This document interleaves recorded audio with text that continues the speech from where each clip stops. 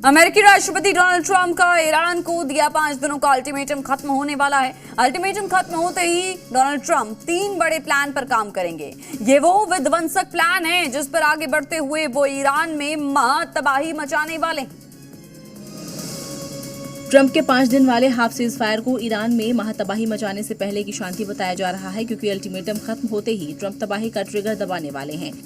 Report के मुताबिक Trump ने ईरान को लेकर 3 नए टारगेट सेट किए हैं। पहला टारगेट स्ट्रेट ऑफ होर्मुज को खोलना, दूसरा टारगेट ईरान के खर्ग आइलैंड पर कब्जा करना और तीसरा टारगेट ईरान के अंडरग्राउंड एटमी ठिकानों में घुसकर ग्राउंड ऑपरेशन चलाना। माना जा रहा है कि 5 दिन का अल्टीमेटम खत्म होते ही अमेरिकी सेना ट्रंप के इन 3 टारगेट को हासिल करने के लिए ईरान में विध्वंस मचा सकती है। इस बात की आशंका तब और मजबूत हो गई जब अमेरिका ने ईरान के आसपास सैन्य तैनाती तेज कर दी है। अमेरिका ने मिडिल ईस्ट में यूएसएस बॉक्सर को भेजा है, जिस पर 2500 नौसैनिक मौजूद है।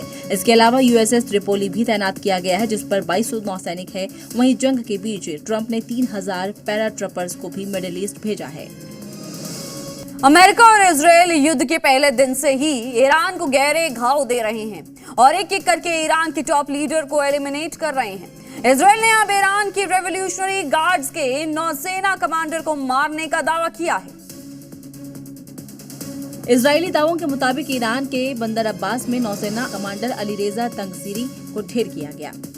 बंदर अब्बास ईरान का सबसे महत्वपूर्ण नौसैनिक अड्डा है, जहां से पूरे फारस की खाड़ी की निगरानी की जाती है। नौसेना कमांडर अलीरेजा तंगसीरी का मारा जाना ईरान के सैन्य ढांचे, खासकर उनकी नेवी शक्ति के लिए बहुत बड़ा झटका होगा, क्योंकि अलीरेजा तंगसीरी ही वो मास्टरमाइंड है जिसने स्ट्रेट ऑफ होर्मुज पर ईरान की मजबूत किलेबंदी का एक ऐसा चक्रव्यूह रचा जिसने ट्रंप और नेतन्याहू के पसीने छुड़ा दिए थे, पूरे यूरोप को तेल संकट में डाल दिया था। तंगसीरी को होर्मुज में ईरान की आक्रामक समुद्री रणनीति का मुख्य सूत्रधार माना जाता है। वो अक्सर अमेरिका और इजरायल को समुद्र में कड़ी चुनौती देने वाले बयानों के लिए चर्चा में रहते थे।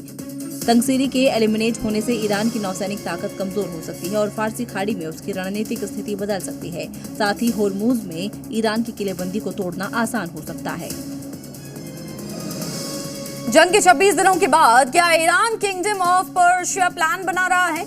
ये सवाल इसलिए खड़ा हो रहा है क्योंकि ईरानी मीडिया में दावा किया जा रहा है कि फारसी साम्राज्य खड़ा करने की प्लानिंग की जा रही है और अगर ऐसा होगा तो अरब का पूरा भूगोल बदल जाएगा। लेकिन आखिर ईरान का किंगडम ऑफ पर्शिया प्लान है क्या? इस रिपोर्ट पे देखिए। तो इसके पीछे ट्रंप का वो युद्ध विराम है जो एक तरफा है, और ईरान को इसी एक तरफा युद्ध विराम के पीछे अंदेशा है कि अमेरिका कोई बड़ी प्लानिंग कर रहा है। लेकिन अमेरिका की एक गलती और ईरानी सेना अरब में मौजूद अमेरिका के सहयोगी देशों पर चढ़ाई शुरू कर देगी और इन दोनों ही अमेरिका के सहयोगी देशों के समुद्री तटों पर कब्जे का अभियान शुरू हो जाएगा। यानी 550 ईस्वी पूर्व वाला किंगडम ऑफ पर्शिया यानी फारसी साम्राज्य की तरफ कदम। किंगडम ऑफ पर्शिया साम्राज्य 550 ईस्वी पूर्व से 330 ईस्वी पूर्व तक चला, जो दुनिया का सबसे ताकतवर साम्राज्य था। मिडिल ईस्ट और वेस्ट एशिया में इसका नियंत्रण आज के Iraq, Iran, Syria, Jordan, Lebanon, Israel, फिलिस्तीन और तुर्की के हिस्सों पर था। मध्य एशिया में अफगानिस्तान, तुर्कमेनिस्तान, उज्बेकिस्तान, ताजिकिस्तान और अजरबैजान तक फैला हुआ था। वहीं आज के पाकिस्तान के कुछ हिस्से, खासकर बलूचिस्तान और सिंधु घाटी पर भी नियंत्रण करता था। यानी ईरान वैसे ही अपनी बॉर्डर पर विस्तार पर्शिया प्लान के तहत करेगा और जंग में अमेरिका सहयोगी देशों के समुद्री तटों पर कब्जा कर लेगा और अरब का जो मैप है वो बदल जाएगा। ईरान के खिलाफ जारी युद्ध में अमेरिका पर दबाव बढ़ता ही जा रहा है। युद्ध बीते 26 दिनों से जारी है, जिसमें अमेरिका अब तक अपने अरबों डॉलर फूंक चुका है, लेकिन वो ईरान को झुका नहीं पाया है और इसलिए हॉर्मुज खुलवाने के लिए अपनी पूरी ताकत झोंक दी है। अमेरिका ने ईरान के खिलाफ खतरनाक अपाचे हेलीकॉप्टर और A-10 वार्थोग्स विमान को मैदान में उतार दिया है। इसका मतलब साफ है कि अब अमेरिका ऊंची उड़ान वाले हमलों के बजाय नीचे उड़कर ईरान की मिसाइल यूनिट्स और समुद्री ताकतों को निशाना बना रहा है। हॉर्मुज यहां से पूरी दुनिया का 20% तेल गुजरता है। इसको खुलवाने के लिए अमेरिका ने अपना सबसे घातक हथियार उतार दिया है, वो है अपाचे हेलीकॉप्टर। ट्रंप के आदेश पर अपाचे हेलीकॉप्टर और अटैक एयरक्राफ्ट को हॉर्मुज साफ करने के लिए तैनात कर दिया गया है। ये हॉर्मुज पर ईरान की घेराबंदी तोड़ने की कोशिश करेगा। लेकिन सवाल ये है कि आखिरकार अमेरिका हॉर्मुज, अपाचे और A-10 वार्थोग्स को क्यों उतारा है? हॉर्मुज पर अपाचे और A-10 वार्थोग्स को क्यों भेजा गया है? क्योंकि अपाचे हेलीकॉप्टर ड्रोन रोकने, तटीय इलाकों में छिपे टारगेट के लिए इस्तेमाल होता है, मोबाइल खतरे को मारने के लिए इस्तेमाल हो रहा है। इसमें हेलफायर मिसाइल और चेन गन होती है। ये दक्षिणी हिस्से में ऑपरेशन में शामिल हो गया है। A-10 वार्थोग्स कम ऊंचाई पर धीरे धीरे उड़ता है, तेज नाव और छोटे टारगेट को आसानी से मार सकता है। इसमें बहुत ताकतवर तोप GAU-8 है जो नाव को ढूंढकर मारने के लिए परफेक्ट है। हॉर्मुज खुलवाने के लिए अमेरिका ने पूरी ताकत झोंक रखी है, इसलिए उसने अपनी रणनीति बदलते हुए अब आसमान में सीधे जमीन और समंदर पर वार करना शुरू कर दिया है। ईरान को झुकाने के लिए इजराइल और अमेरिका हर तरह की कोशिश में लगे हुए हैं। कल इजराइल ने दावा किया था कि उसने ईरान का 85% एयर डिफेंस सिस्टम बर्बाद कर दिया है और सैन्य ठिकानों को टारगेट करके तबाह कर रहा है। इस दावे का जवाब देते हुए ईरान ने इजराइल को अपने एयर डिफेंस सिस्टम की ताकत दिखाई। जब इजरायली मिसाइल और ड्रोन ईरान में अटैक करने की कोशिश कर रहे थे, तब ईरान के डिफेंस सिस्टम ने जो जवाब दिया वो पूरी दुनिया देख रही है। आसमान में इजरायली मिसाइल को सिस्टम ने लॉक किया और उड़ा दिया।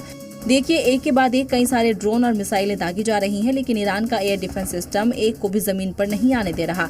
ऐसा लग रहा है कि ईरान को जितना झुकने की कोशिश की जा रही है वो उतना मजबूत होता जा रहा है। अब हर हमले का जवाब और भी भयानक तरीके से दे रहा है। अमेरिका और इजराइल मिलकर ईरान को दहला रहे हैं, वहीं ईरान भी पलटवार करने में देरी नहीं कर रहा। ईरान इजराइल के तेल अवीव समेत कई शहरों पर बारूदी प्रहार कर रहा है। इजराइल के शहर शहर में ईरान बारूद बरसा रहा है। मिसाइल और ड्रोन से हमला करके ईरान ने तबाही मचा रखी है। इजरायली रिहायशी इलाकों में बम वर्षा होने से कोहराम मचा हुआ है। तो वहीं टेल अवीव का यह हाल देख लीजिए। ईरान की 2 मिसाइल गिरने के बाद हाहाकार मचा हुआ है। मिसाइल अटैक से कारें आग का गोला बनी हुई है। चारों ओर काले धुएं का गुबार छाया हुआ है और किसी तरह से लोग यहां आग को बुझाने की कोशिश में लगे हुए हैं। वेस्ट बैंक में ईरानी मिसाइल का ये अटैक देख लीजिए। मिसाइल गिरते ही जोरदार धमाका होता है और पूरा इलाका मलबे में यहां तब्दील हो जाता है। कुछ ऐसा ही हमला इजराइल के अरब शहर काफर कासिम में होता है। दुनिया में अमेरिका की छवि सुपर पावर वाली है, लेकिन ईरान से जंग के बीच अमेरिका की उस छवि को डेंट जरूर लग रहा है, क्योंकि एक तरफ ईरान से जंग इतनी लंबी खींच चुकी है, तो वहीं अमेरिका के फाइटर जेट और युद्धपोतों को मार गिराने का दावा भी किया जा रहा है। ईरान के ये दावे भले ही अमेरिका के विमानों और ड्रोन्स को लेकर हो, लेकिन इसका असर डोनाल्ड ट्रंप की इमेज पर पड़ रहा है। 24 घंटे पहले ईरान अमेरिकी युद्धपोत अब्राहम लिंकन पर मिसाइलें दागने का दावा किया था, तो अब अमेरिका के F-18 लड़ाकू विमान को मार गिराने का दावा किया है। ईरान ने एक वीडियो भी जारी किया है जिसमें एक फाइटर जेट उड़ रहा था। उसी दौरान जेट से कुछ टकराता है और लड़ाकू विमान अनियंत्रित होकर क्रैश होने लगता है। वीडियो में जेट के पीछे धुआं भी निकलता दिख रहा है। ईरानी मीडिया का दावा है कि अमेरिका का F-18 लड़ाकू विमान है। हालांकि ईरान के इस दावे को sitcom social media platform x पर झूठा करार दिया गया है। दावा कितना सही है कितना गलत, लेकिन इन दावों से दुनिया में ट्रंप की छवि जरूर क्रैश हो रही है, जिसका उदाहरण युद्ध के बीच गिरती ट्रंप की लोकप्रियता भी है।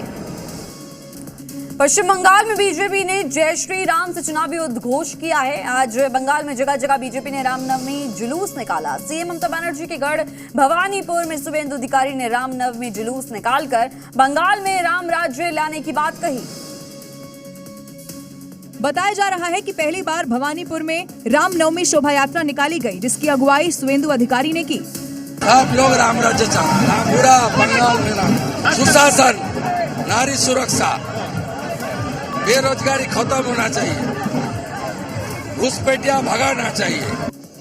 बंगाल में बिछी चुनावी बिसात के बीच पूरे बंगाल में रामनवमी अब धूमधाम से मनाई जा रही है। तो वहीं आदेश के बावजूद भी बीरभूम में हथियारों के साथ जुलूस निकाला गया।